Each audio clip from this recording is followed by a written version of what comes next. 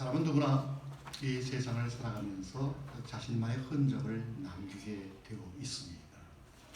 그리고 사람들은 그 흔적을 보면서 그 흔적으로 그 사람을 기억하고 평가하기도 합니다. 여러분, 요즘 세상이 얼마나 발달했습니까? 참 발달했죠? 현대인이 가장 많이 접촉하는 생활기기로는 스마트폰이 있습니다. 아이들까지 어른들까지 스마트폰을 다 갖고 있죠. 그 스마트폰에는 사용자의 온갖 자취가 묻어 있습니다. 흔적이죠. 흔적, 자국. 그리고 그 스마트폰에 묻어 있는 흔적인 분자들을 분석하면 그 스마트폰을 사용한 사람이 어떤 음식을 먹었는지, 쓰는 위생용품은 무엇인지, 그 사람의 건강 상태는 어떤지, 그 사람이 어떤 곳을 방문했는지, 스마트폰을 사용한 사람의 생활 양식을 구성해낼 수 있다는 거예요. 참 무서운 세상 아닙니까? 그리고 그 스마트폰에 입력된 개인 정보는 지워도 흔적이 남는다고 합니다. 물론 공장 초기화 작업을 통해서 데이터를 삭제하지만 100% 장담을 하지 못합니다.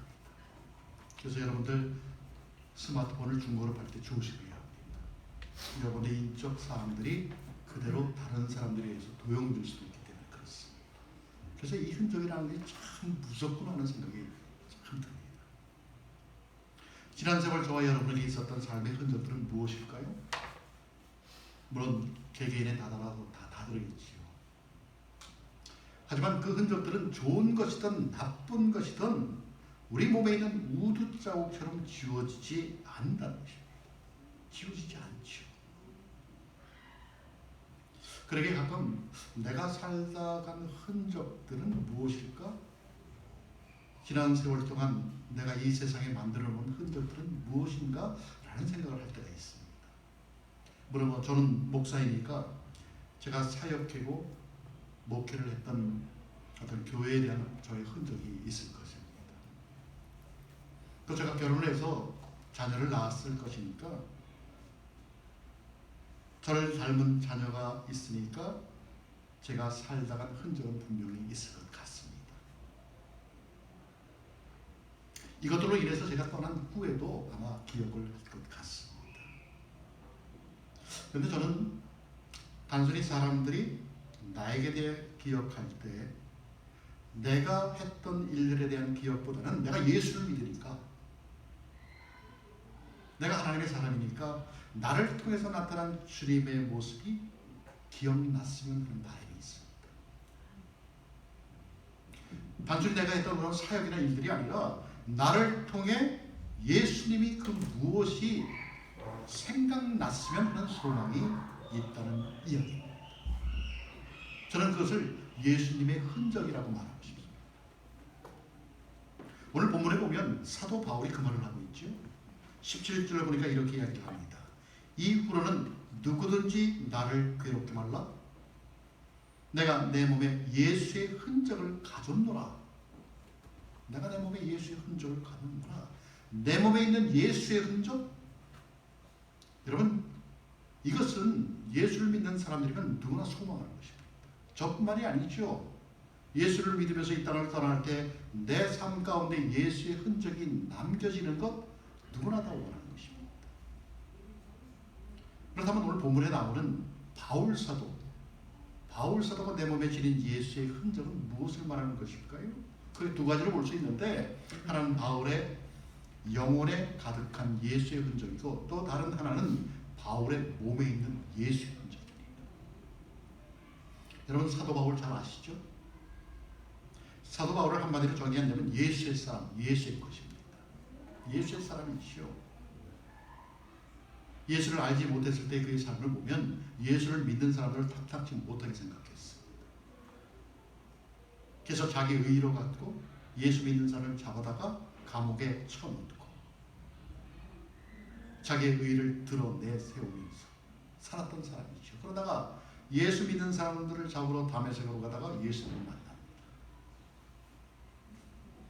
다메섹에서 예수님을 만나고는 그 삶의 모습이 180도 확 변하게 됩니다. 완전히 변한 것이죠.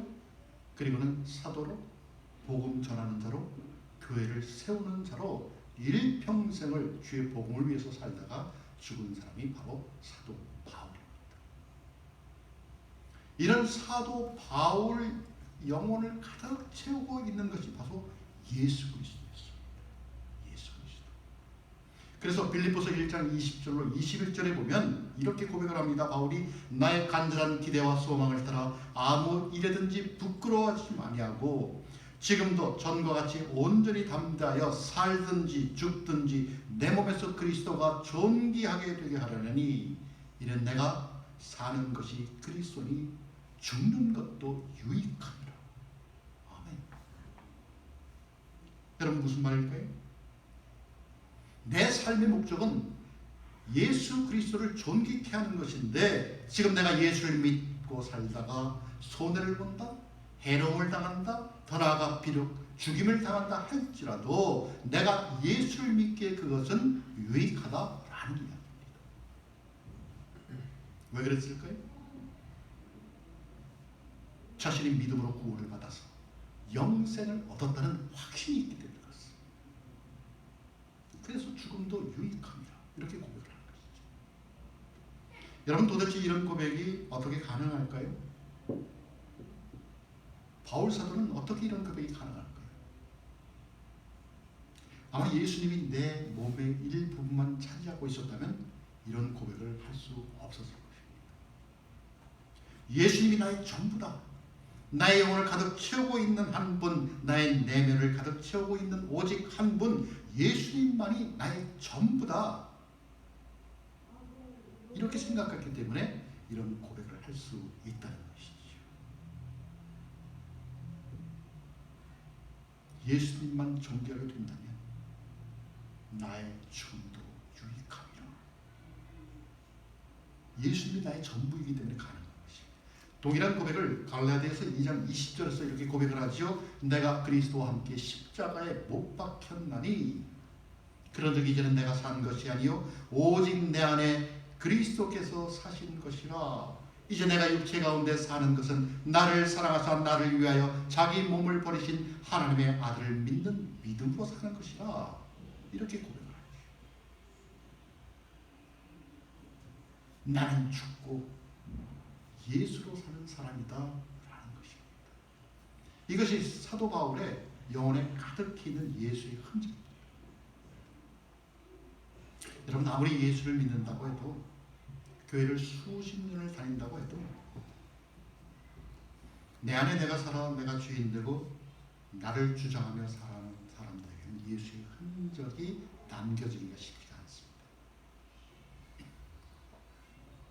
왜냐하면 예수의 흔적은 내가 죽고 내 안에 예수님이 사실 때 남는 흔적이기 때문에 그렇습니다. 내가 죽는다는 것은 다른 것이 아니죠. 예수님 없이는 살 수 없다는 것입니다. 나는 예수님 없이는 살 수가 없어. 연세 드신 권사님들 보면 그렇잖아요. 나는 예수님 없이는 살 수 없어.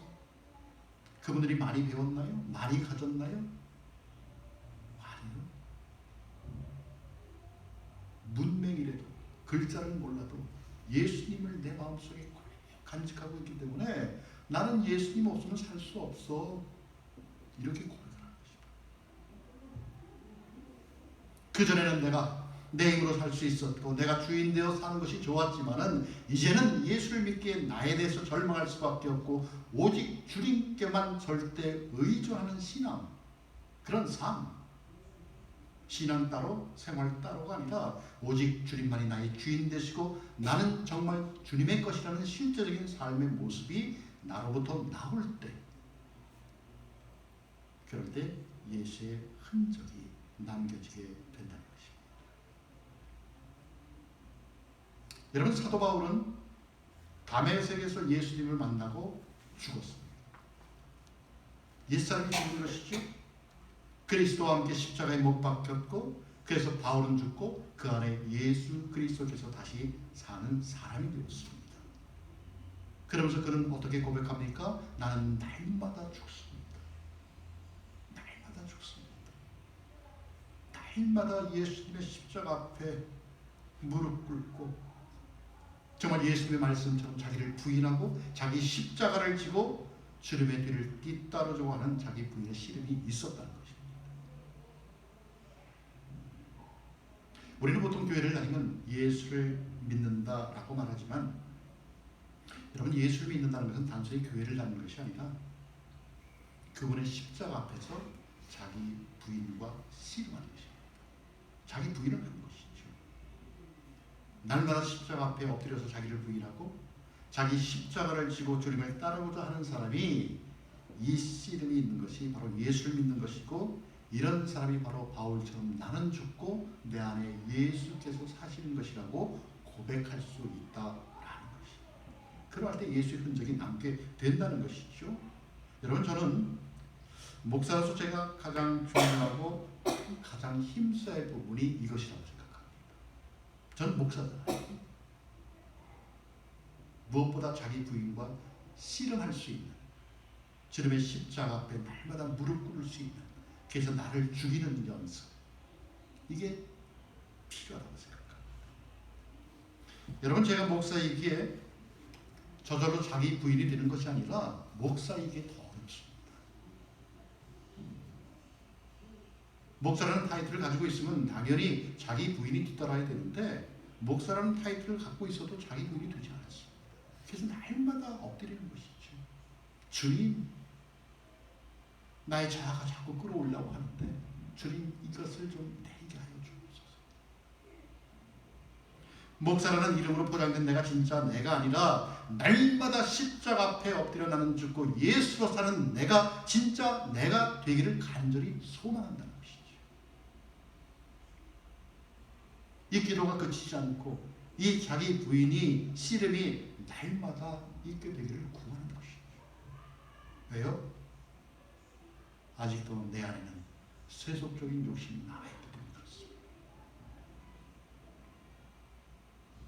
그래서 내가 죽고 예수로 사는 사람이 될 때 내 영 가득히 예수님으로 채워지고 예수님의 흔적을 지니게 된다는 것입니다. 그러한 여러분이 되시기를 기도합니다. 여러분, 그런 사람은 그가 생각하고 추구하고 살아가는 방식이 이전과는 분명히 달라집니다. 다를 수밖에 없죠. 이제는 더 이상 내가 아닌데 내 안에 예수님이 계시는데. 그래서 이것을 바울은 14절 하반절에서 이렇게 이야기를 합니다.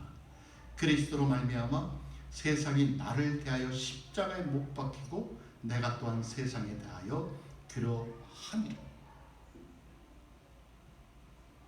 내가 예수님을 만나기 전에는 세상 가치 기준에 따라 살아가는, 그것을 추구하는 것들을 따라 살아갔지만 예수님을 만난 이후에는 그럴 수가 없다는 것이죠. 왜 그렇습니까? 내 안에 계신 예수 그리스도의 영이신 성령께서 나에게 새롭게 보여주시는 삶의 길이 있기 때문에 예수 그리스도의 복음이 내게 가르쳐 주시는 새로운 삶의 길과 주님께서 보여주시는 새로운 가치와 새로운 삶의 원리와 방향이 있기 때문에 그렇습니다. 그래서 무엇이 하나님이 선하시고 기뻐하시고 온전한 뜻인지를 분명히 알아. 이제는 더 이상 악한 세대의 세상 가치 기준을 따라 사는 것이 아니라, 그런 삶의 원리와 방식대로 살아가는 것이 아니라 오직 나를 구원하시고 나를 부르신 예수 그리스도께서 가르쳐 주신 삶의 원리와 방식을 따라 살겠다라고 고백합니다. 여러분, 이렇게 살아가는 것이 하나님의 영광을 구하는 삶이 아닙니까? 여러분, 이렇게 살아가는 것이 예수를 믿는 사람들의 모습이 아닙니까? 그래서 이제는 높아지기 위해서 더 애쓰는 것이 아니라 낮아져 섬김의 자리에 있기를 원하고, 내가 더 가지기 위해서 이기적인 마음을 가지는 것이 아니라 내게 있는 것들을 흘려내버리는 복의 통로가 되는 것이고, 미워하고 정죄하고 원수 갚는 삶이 아니라 용납하고 용서하고 사랑하고자 하는 마음, 무엇을 먹을까 마실까 입을까 염려하는 삶의 문제에서 벗어나 먼저 하나님의 나라와 의를 구하는 삶이고,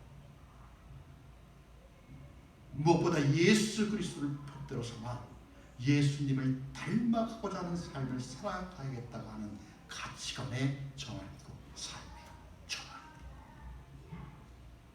그래서 찬송하지요. 주 예수보다도 귀한 것은 없고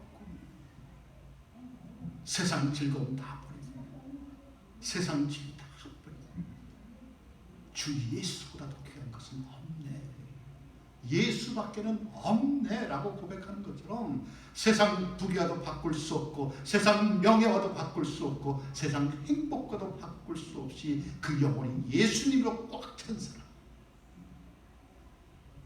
예수님이 전부인 사람, 나는 죽고 예수로 사는 사람이죠.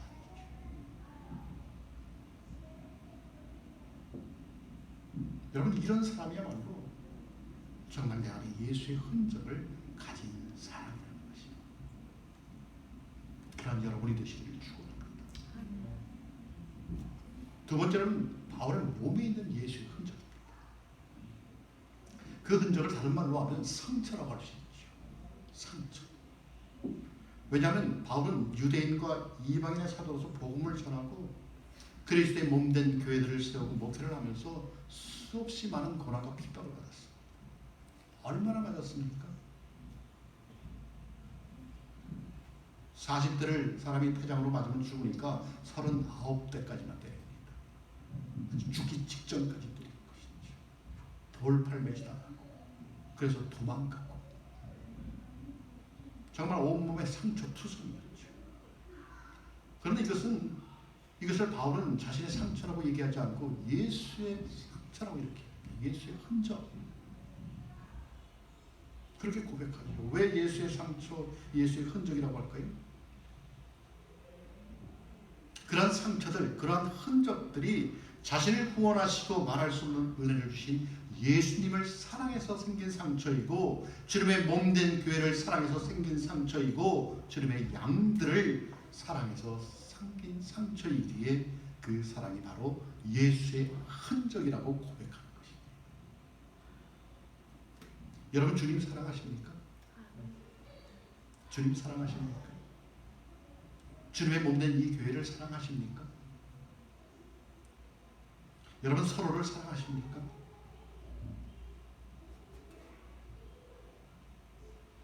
그 사랑 때문에 때로 우리에게는 오는 상처가 있습니다. 내가 사랑했기 때문에 나에게 다가오는 상처가 있다는 것이죠. 그 상처가 때로 나를 힘들게 하죠.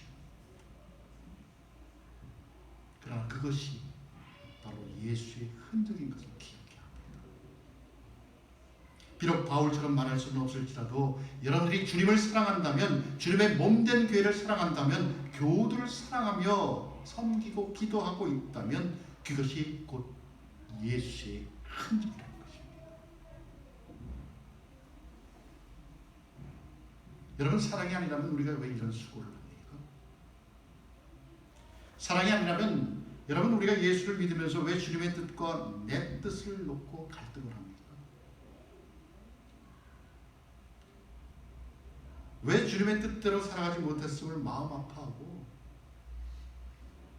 왜 주님께 나 자신을 다 드리지 못한 것에 대해 자책하며 이제라도 주님 사랑하고 더 드리기를 열망합니까? 그분이 나를 사랑해서 내가 구원을 받았고 지금도 나를 사랑하시며 지키시고 인도하신다는 그 사실을 알기 때문이 아닐까요? 여러분, 우리가 예수를 믿음으로 고백한다고 이야기를 합니다. 입술로 고백하지요. 나 예수 믿어. 그걸로 땡입니까? 아니잖아요. 이 땅에 살아가면서 내가 구원받은 사람으로서 우리는 우리의 삶을 살아내야 할 책임이 있잖아요. 여러분, 우리가 왜 교회를 위해서 기도하고 눈물을 흘릴까요? 여러분, 우리는 왜 교회를 위해서 기도하며 눈물을 흘릴까요? 왜 교회를 위해서 수고하며 눈물을 흘릴까요? 우리 교회만 해도 왜 이런 개척교회를 섬기십니까? 정말 자체 건물도 없어갖고 본교회 빈 시간을 이용해서 그것도 2시에 왜 이런 교회를 다니십니까? 우리가 아무것도 없이 시작했다고 하니까 뭐 은혜지요. 하지만 바꿔 말하면 가난한 개척교회 아닙니까? 얼마나 부담이 됩니까?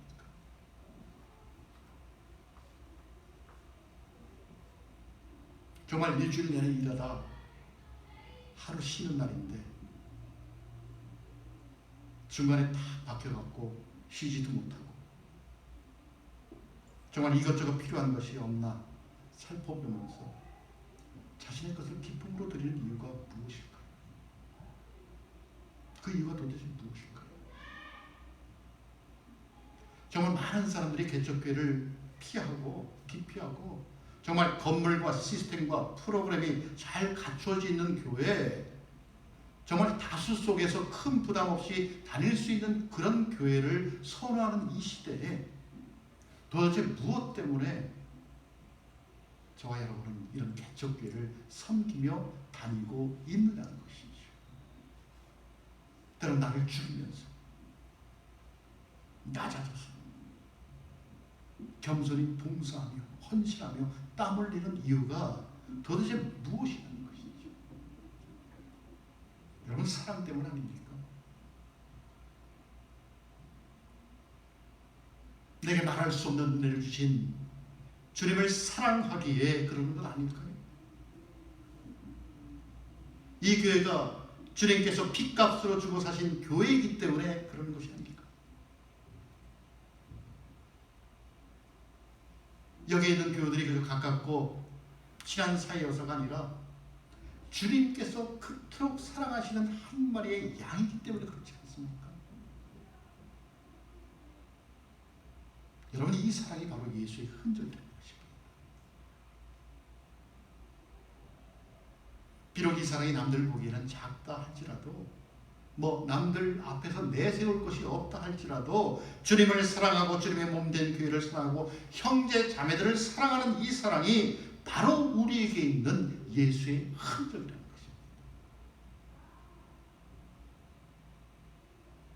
오늘날 교회가 어렵다고 이야기를 합니다. 참 교회 어려워. 세상이 풍족해서 그런지 진리이신 예수님을 인정하지 않는 사람들이 참 많습니다. 예수가 어디 있어? 하나님이 어디 있어? 실제적으로 교회를 다니면서도 그런 마음을 가진 사람들이 있습니다. 교회를 다니면서도 자신의 정체성에 대해서 고민을 한다든지 교회가 교회로서의 본질을 추구하는 것인지에 대한 반론을 제기하는 사회적인 현상들이 아주 두드러졌습니다. 너무 많습니다. 그래서 사람들이 교회의 위기를 말하면서 염려하는 분들이 많습니다. 그러나 저는 염려하지 않습니다.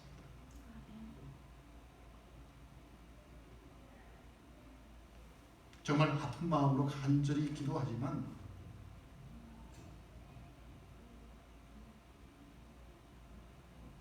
염려하지는 않습니다. 그 이유는 교회 주인 되신 하나님께서 이 땅에 있는 교회들을 붙들고 계시기 때문에 그렇습니다. 그리고 그 영혼과 몸과 삶 가운데 예수의 흔적이 있는 목회자들과 성도들이 있기 때문에 그렇습니다. 이들을 통해 우리 주님은 교회를 회복시키실 것입니다. 특별히 우리 비전 교회처럼 작지만 교회를 교회되게 하는 본질을 붙잡고 나아가는 건강하고 균형 잡힌 교회를 통하여 교회를 다시 세워 나가실 것입니다. 여러분, 교회가 아무리 크고 웅장해도 아무리 성도가 많고 시스템이 잘 갖추어져서 편리하게 예배를 드려도 그것으로 우리 주님이 영광 받으시고 주님 나라가 이루어지지 않습니다.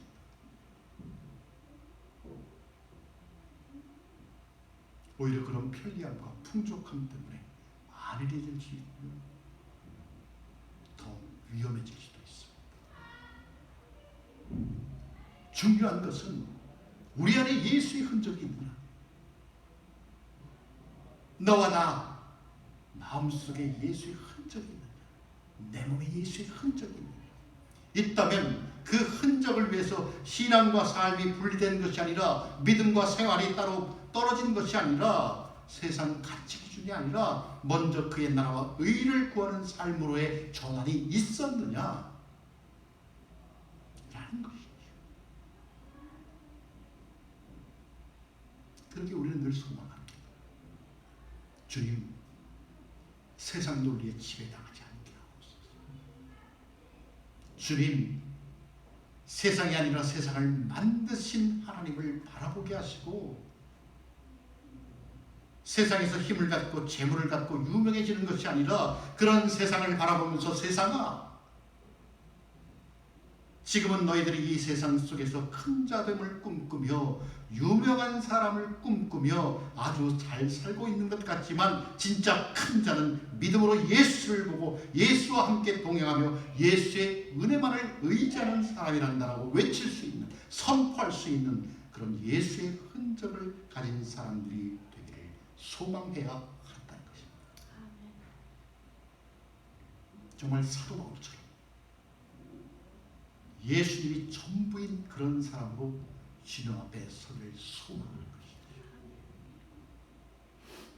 그리고 마지막에 주님 앞에 설 때 그 무엇으로도 주님 앞에 내세울 것은 없지만 그래도 주님께서 나를 보실 때 너에게 나의 흔적이 있구나, 나의 모습이 없구나, 나를 닮았구나, 나랑 닮았구나 라고 하신다면 여러분, 우리 예수 잘 믿은 것이잖아요. 그렇게 시간 내고 물질 내고 때로는 손해보면서도 이런 인정을 주님께만 받을 수 있다면 우리 모두는 성공한 인생이요 성공한 주님의 거룩한 성도인 줄로 믿습니다. 아멘. 예수님의 흔적이 있는 여러분 사랑합니다. 예수님의 흔적이 있는 여러분 사랑합니다. 우리 모두는 예수님의 흔적이 있는 사람들입니다. 더욱 주님을 사랑하고 더욱 주님의 몸된 교회를 사랑하며 더욱 주님의 몸된 지체된 형제 자매들을 사랑하는 가운데 여러분, 우리의 영혼과 몸과 삶 가득히 예수님의 흔적으로 채워지고 남겨질 수 있는 저와 여러분이 되시기를 예수 그리스도의 이름으로 축원합니다.